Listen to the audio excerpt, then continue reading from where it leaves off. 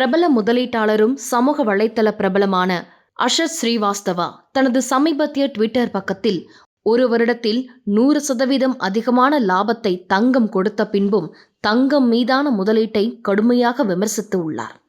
இந்த பதிவு முதலீட்டாளர்களிடையே பெரும் விவாதத்தை தூண்டியுள்ளது. லைகா புரொடக்ஷன்ஸ் சுபாஸ்கரன் வழங்கும் அனுபமா பரமேஸ்வரன் நடிப்பில் லாக்டவுன் உங்கள் அபிமான திரையரங்குகளில் வெற்றி நடை போடுகிறது. ஐஸ்வர்யா கருத்தரித்தல் மையங்களில் ஜனவரி 30 முதல் பிப்ரவரி 5 வரை இலவச ஆலோசனை மற்றும் சிகிச்சைகளில் மாபெரும் சிறப்பு சலுகை. தங்கமயில் தை கொண்டாட்டம் சிறப்பு சலுகையாக தங்கம் கிராமிற்கு ரூபாய் 300 முதல் ரூபாய் 600 வரை தள்ளுபடி. இச்சலுகை பிப்ரவரி 1 வரை மட்டுமே. தங்கம் வாங்க தங்கமயிலுக்கு வாங்க. தங்கம் விலை உயர்ந்து கொண்டிருந்தாலும் அதில் முதலீடு செய்ய தான் ஆர்வமில்லை என்று அவர் தனது பதிவில் கூறியுள்ளார். தங்கம் வெள்ளியில் முதலீட்டு செய்யும் வாய்ப்பை தான் தவறவிட்டு உள்ளதாகவும் இதற்கு மாறாக தனது மொத்த முதலீட்டு போர்ட்போலியோவில் பங்குச்சந்தையில் 80% முதலீடு செய்து 45% வருமானம் பெற்று உள்ளதாக தெரிவித்துள்ளார். இது தங்கம் வெஸ் பங்கு என்ற விவாதத்தை மீண்டும் கொண்டு வந்து உள்ளது. அஷத் தனது பதிவில் தங்க விலை உயர்வால் தற்பொழுது அனைவரும் தங்க முதலீட்டு நிபுணர்களாக மாறிவிட்டதாக கிண்டலடித்துள்ளார். அஷத் ஸ்ரீவாஸ்தவா தான் தங்கத்தில் 0% முதலீடு செய்து மகிழ்ச்சியாக இருப்பதாகவும் கூறினார். வேறு இடங்களிலும் அதிகமாக வருமானம் ஈட்ட முடியும் என்று ஏன் அனைவரும் ஒரே வழியில் தங்கத்தை நோக்கியே செல்கின்றனர் என்றும் அவர் கேள்வி எழுப்பியுள்ளார்.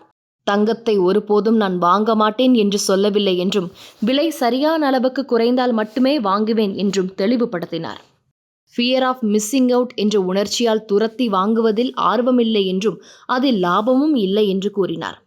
தங்கம் விலை உயர்வு தொடர்ந்தாலும் அது எப்பொழுதும் பதற்றமான சூழ்நிலையுடன் கூடிய DMA இருக்கும் என்றும் அதில் ஏற்ற இறக்கம் இருக்கும் என்றும் அவர் குறிப்பிட்டுள்ளார். RSI குறியீடு தங்கம் அதிகம் வாங்கப்பட்டது என்று காட்டுகிறது.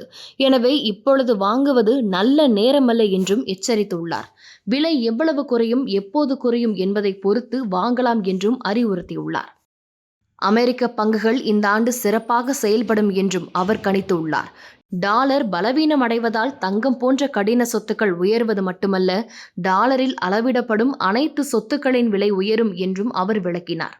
தங்கம் வெள்ளியில் 200% வருமானம் கிடைத்தது போல் தோன்றினாலும் அது சிறிய அளவிலான நன்மை அளிப்பதாக இருக்கலாம் என சுட்டிக்காட்டியுள்ளார். மேலும் நல்ல முதலீடு என்பது மார்க்கெட்டுக்கான ட்ரெண்டை ஓடி பிடித்து 1 என்ற சிறிய முதலீட்டை 3 ரூபாயாக மாற்றுவது அல்ல என்றும் அவர் வலியுறுத்தியுள்ளார். ஒவ்வொரு ஆண்டும் தங்களது மொத்த சொத்தை கணிசமான சதவீதம் உயர்த்துவதே உண்மையான முதலீடு என்றும் அவர் கூறியுள்ளார். இந்த பதிவு முதலீட்டாளர்களிடையே பெரும் விவாதத்தை ஏற்படுத்தியுள்ளது. தங்கம் உயர்ந்து கொண்டிருந்தாலும் பங்குச்சந்தை போன்ற வேறு வாய்ப்புகளை பயன்படுத்தலாம் என்று பலரும் கருத்து தெரிவித்து உள்ளனர். சாதாரண மக்களுக்கு இது முதலீட்டு திட்டங்களை மறுபரிசீலனை செய்யும் வாய்ப்பை அளிக்கிறது. ரெட் நூல் தமிழ் நேயர்களுக்கு வணக்கம். இன்றைக்கு சிறப்பு நேர்காணல்ல கோல்டு குரு சாந்தகுமார் அவர்கள் இணைஞ்சிருக்காங்க. தங்கத்தினுடைய விலை உயர்வு என்ன காரணம் அப்படின்றத கேட்டு தெரிஞ்சுக்கலாம். வணக்கம் சார். வணக்கம். எப்படி இருக்கீங்க? நல்லா இருக்கேன் மேடம். தமிழ்நாடு முழுவதும் இல்லாம முழுவதுமா தங்கத்தின் விலை வந்து 1 லட்சத்தை தாண்டி இருக்கு. என்ன காரணம்? இந்த வருஷத்துல நிறைய காரணம் வந்துகிட்டே இருந்துச்சு தங்க விலை ஏறினதுக்கு. குறிப்பா எப்பயுமே கடைசியில் என்ன இடத்துல நம்ம நிற்கிறோமோ அதுக்குண்டான காரணம் என்னன்னு சொல்லி பார்த்தோம்னா, இப்போது கடந்த சில தினங்களுக்கு முன்பாக வந்து அமெரிக்க ஃபெடரல் ரிசர்வ் வங்கி தன்னுடைய ஃபிக்ஸட் டெபாசிட்டுக்கு கொடுக்கக்கூடிய வட்டி விகிதத்தை குறைச்சிட்டாங்க. ஓகே. அந்த ரேட் கட் பண்ணிட்டாங்க. அதாவது 0.25% குறைச்சிருக்காங்க. அதனால் அதனுடைய பாதிப்பு அந்த இன்வெஸ்டர்ஸ்ன்னு சொல்லுவோம் இல்லையா, அவங்க எல்லாருமே அதிலேருந்து பணத்தை டைவர்ட் பண்ணி கோல்டில் இன்வெஸ்ட் பண்ண ஆரம்பிச்சிட்டாங்க. அதனால் கோல்டுடைய ரேட் வந்து விலை ஏற ஆரம்பிச்சிருச்சு. அது வந்து இன்டர்நேஷ்னல் மார்க்கெட்.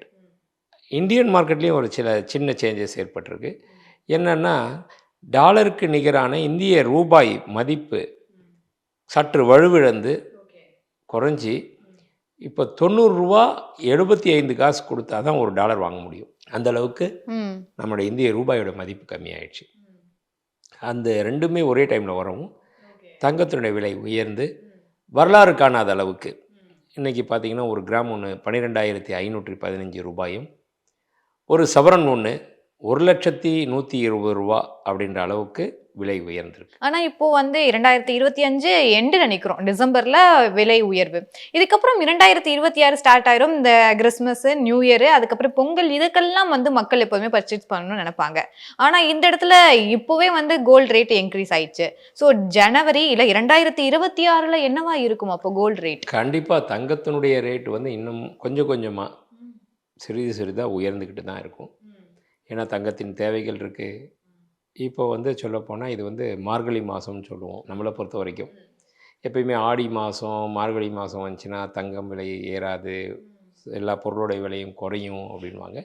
அதெல்லாம் ஒரு 30-40 வருஷத்துக்கு முன்னாடி இருந்த ட்ரெண்டு. இப்போலாம் இன்டர்நேஷ்னல் மார்க்கெட். அந்த மார்கழி மாதத்துலேயே 2 வாரம் போயிடுச்சு அப்படின்னாலே அந்த கிறிஸ்மஸ்க்கு அப்புறமே இப்போ கடந்த ஒரு 5-6 வருடங்களாக நீங்கள் எடுத்து பார்த்தீங்கன்னா அதனுடைய ஹிஸ்ட்ரியை எடுத்து பார்த்தீங்கன்னு வைங்களேன், தங்கத்தினுடைய விலை கிறிஸ்மஸ், நியூ இயர் இப்போ விலை ஏற ஆரம்பிச்சிடும். இன்டர்நேஷ்னல் மார்க்கெட்டில் பேங்க் எல்லாமே லீவு, அப்போ வர்த்தகம் இருக்காது.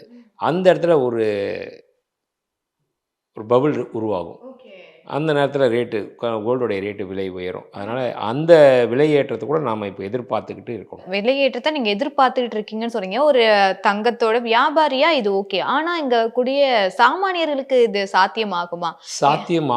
ஆகுமா அப்படின்னு கேட்குறது கரெக்டு தான். ம். ஆனால் இது நம்ம கையில் இல்லையே. யாரும் நினச்சி கூட தடுக்க முடியாது, குறைக்க முடியாது. லோக்கல் மார்க்கெட்டில் ஆகட்டும், தமிழ்நாடு மார்க்கெட் ஆகட்டும், இல்லை இந்திய மார்க்கெட் ஆகட்டும், தங்கத்தை குறைச்சி வைக்கலான்னாலும் செய்ய முடியாது. ஏன்னா என்னைக்கு வந்து இது வந்து குளோபலைசேஷன் ஆகிடுச்சோ, என்றைக்கு வந்து வேர்ல்டு லெவலில் அங்கே ஒரு ட்ராய் அவுன்ஸு எவ்வளோ போகுது, அதோடைய தாக்கம். டொனால்ட் ட்ரம்ப் பதவி ஏற்றார், அவர் ஸ்டேட்மெண்ட் விட்டார். ஸ்டேட்மெண்ட் விட்ட உடனே பார்த்திங்கன்னா கிடுகிடுன்னு விலை குறையுது, அதுக்கப்புறம் கிடுகிடுன்னு விலை. இந்த மாதிரி பல்வேறு தாக்கங்கள் இருக்குது. யூகவன் யுகம்னு சொல்லுவாங்க, ஆன்லைன் ட்ரேடு, அதெல்லாம் வந்ததுக்கப்புறம் தங்கத்தை வந்து கட்டுப்படுத்தவே முடியாது. இதெல்லாம் வந்து நாம் நினச்சி பயந்துக்கிட்டே இருக்கிறத விட நாம் புத்திசாலித்தனமாக அதை இன்வெஸ்ட் பண்ணி அதுலேருந்து எப்படி பாதுகாப்பாக இருக்கணும், நம்மளுடைய முதலீடை எப்படி வலுப்பெற வைக்கணும், நமக்கு சிறுக சிறுக எப்படி சேமிக்கணும் அப்படின்ற நினச்சி தான் நம்ம போயிட்டுருக்கோம். Okay sir. இப்போ நீங்கள் சொல்லும்போது அதில் எப்படி இன்வெஸ்ட் பண்ணணும், அதுக்கப்புறம் எப்படி வந்து அதை வந்து விலையாக மாற்றணும்னு சொல்ல வரீங்க. ஆனால் இங்கே இன்வெஸ்ட்மெண்ட்டுன்றக்கான அமௌண்ட் வந்து கோல்டில் எல்லாரும் போடுறாங்களா, இல்லை கோல்டில் எப்படி இன்வெஸ்ட் பண்ணணும்? இப்போது இயர்லி மந்த்லி சேலரி வாங்குறவங்களுக்கு ஒரு டேர்ம்ஸ் வந்து ஃபாலோ பண்ணுவாங்க, தினசரி தினக்கூலிக்கு போகிறவங்க ஒரு டேர்ம்ஸ் வந்து ஃபாலோ பண்ணுவாங்க, இல்லை பிஸ்னஸ் பண்ணுறாங்க லம்பாக ஒரு அமௌண்ட் வருது அப்போனா வந்து அவங்க ஒரு டைமில் கோல்டு வாங்குவாங்க. ஆனால் இப்போ மந்த்லி ஒர்க்குக்கு போகிறவங்க இல்லை தினசரி இருக்கக்கூடிய கூலி வாங்கக்கூடியவர்கள் என்ன மாதிரி டேர்ம்ஸ் எல்லாம் யூஸ் பண்ணி இந்த கோல்டை வாங்கிக்கலாம்? இல்லை, அதுக்கு தான் நகைச்சீட்டுன்னு ஒன்று இருக்குது இல்லையா. அந்த நகைச்சீட்டுக்கு அது வந்து ஒரு வரப்பிரசாதம். மக்களை பொறுத்த வரைக்கும், சாமானிய மக்களை பொறுத்த வரைக்கும் அது ஒரு வரப்பிரசாதம். ஏன்னா அது வந்து மற்ற எந்த பொருளுக்குமே இல்லாத ஒரு விஷயம். நீங்கள் ஒரு ஃப்ரிட்ஜு வாங்குறீங்க, ஒரு கார் வாங்குறீங்க, ஒரு கம்ப்யூட்டர் வாங்குறீங்கன்னா ரேட்டை ஃபிக்ஸ் பண்ணிவிட்டு நான் கொஞ்சம் கொஞ்சமாக எடுத்து சேர்த்து வைக்கிறேன், காசு கொடுக்குறேன், எனக்கு ஒரு வருஷம் கழித்து எனக்கு பொருள் தானே யாருமே ஒத்துக்க மாட்டாங்க. புரியுதுங்களா? ஆனால் தங்கத்தில் அது இருக்குது. இன்றைக்கி பணம் கொடுக்குறேன், இன்றைக்கி என்ன தங்கமோ அதை நீ ஃபிக்ஸ் பண்ணிக்கோ, அடுத்த மாதம் பணம் தரேன், ஃபிக்ஸ் பண்ணிக்கோ, இப்படியெல்லாம் இருந்து கடைசியில் நான் பொருள் எடுத்துக்கிறேன் அப்படின்ற அளவு அருமையான ஒரு விஷயம் வந்து தங்கத்தில் மட்டும்தான் இருக்குது. ஓகே. அதனால தான் சொல்கிறேன் இது ஒரு வரப்பிரசாதம் அப்படின்னு சொல்லிட்டு. அந்த ஒரு இது இருக்கிறனால தான் மக்கள் அதில் அந்த வகையில் சேமிக்கலாம். நீங்கள் சொன்ன லம்சமாக ஒரு அமௌண்ட் வந்துடுச்சு அப்படின்னாலும் தங்கத்தில் இன்வெஸ்ட் பண்ணலாம். இல்லை என்கிட்ட ஒரு 10,000 20,000 தான் வந்துடுச்சு, 1000 2000 வந்துச்சுனாலும் இன்வெஸ்ட் பண்ணலாம். ஏன் இப்போ இருக்க காலத்தில் 100 200 வந்தால் கூட நீங்கள் கோல்டு இன்வெஸ்ட் பண்ணலாம். நீங்கள் கேட்டிங்களா தினக்கூலி அப்படின்னு சொன்னீங்க இல்லையா, அன்றாடம் சம்பாதிக்கிறாங்க, ஏன்னா ஈஸியாக பண்ணலாம். அதுக்கு தான் டிஜி கோல்டு ஆப்புன்னு சொல்லியிருக்கு. அந்த டிஜி கோல்டு ஆப் என்ன அப்படின்னு சொல்லி பார்த்தீங்கன்னா, நீங்கள் 100 போட்டால் கூட அது இன்றைக்கி எவ்வளோ தங்கமோ அவ்வளோ தங்கம் டிவைட் பண்ணி உங்கள் அக்கௌண்ட்டில் வந்துடும், தங்கமாக வந்துடுது, வர வச்சுக்கிறோம். அதுக்கப்புறம் அந்த பீரியட் முடிஞ்சோன்னா நீங்கள் அதுக்கு கோல்டை வந்து எடுத்துக்கலாம். அதனால் இதெல்லாம் முன்னைய காலத்தில் முன்னாடிலாம் இல்லை. ஒரு 3 வருஷத்துக்கு முன்னாடி எடுத்திங்கன்னா கூட டிஜி கோல்டு கிடையாது. டிஜி கோல்டு இப்போ வந்தாச்சு. அதனால் ஒவ்வொரு 100 கூட நீங்கள் சேமிக்கலாம். எவ்வளோ வருதோ சேமிக்கணுன்ற பழக்கத்தை மட்டும் நம்ம உருவாக்கிக்கணும். உருவாக்கியாச்சுன்னா கண்டிப்பாக எல்லாத்துலேயுமே சிறு துளி பெருவெள்ளம் தானே. நீங்கள் ஒரு பக்கெட்டில் கிணத்துல தண்ணி மோண்டு ஒரு பக்கெட்டில் எடுத்து வைக்கிறதும் ஒன்று தான். ஒரு 2 நாளைக்கு ஒவ்வொரு சொட்டாக அப்படியே வர்ற ட்ராப்பை ஒரு பக்கெட்டை வச்சு பிடிச்சி வைக்கிறது தான். அதுவுமே ஒரு பக்கெட் ரொம்பிடும் அந்த டைம் வெயிட் பண்ணோம்னா. நான் இல்லை எப்போ இருந்தாலும் நான் போயிட்டு வாளியில் கயிறை கட்டி கேணியில் இறக்கணும், அப்படியே ஒரு பக்கெட் தான் முள்ளணும் அப்படின்னு நம்ம எதிர்பார்த்தோம்னா கிணத்துல தண்ணி இல்லைன்னா என்ன பண்ண முடியும்? அது மாதிரி தான் நம்மள்கிட்ட பணம் இல்லைன்னா என்ன பண்ண முடியும்? அதனால் கொஞ்சம் கொஞ்சமாக வருதா, அதை கொஞ்சம் கொஞ்சமாக சேர்த்து வைங்க. அது ஒரு இடத்துல நம்ம திரும்பி பார்க்குறப்ப பெரிய அமௌண்ட்டாக நிற்கும். போய் வந்து 1 லட்சத்தை தாண்டிடுச்சு. அதுக்கப்புறம் இன்னும் ஒரு 10 நாட்கள் இருக்கு. 2025ல் எந்த அளவுக்கு உச்சம் தொடக்கூடிய ரேட்னா என்ன சார்? 2025 டிசம்பருக்குள்ளேயே 1 லட்சத்தை தொடும் அப்படின்னு சொல்லி ஓகே. நம்ம சொல்லியிருந்தோம். 2026 தொடக்கத்தில்ன்றதை விட இதுக்கு அடுத்த ஒரு ஏற்கனவே வந்து 2024ல் 45% விலை உயர்ந்துச்சு தங்கம். 2025ல் இப்போ இது வரைக்கும் 75% விலை உயர்ந்திருக்கு. அடுத்த வருஷம் இந்த வருஷம் அளவுக்கு பெரிய இது இருக்காது, ஆனால் கண்டிப்பாக விலை ஏற்றம் இருக்கும். ஒரு அடுத்த வருஷம் 2026 ஆகஸ்ட் மாதத்துக்குள்ளேயே பார்த்திங்கன்னா ஒரு 30% விலை உயர்ந்திருக்கும். அந்த அளவுக்கு தங்கத்தினுடைய மீது தேவைகள் நிறைய இருக்குது.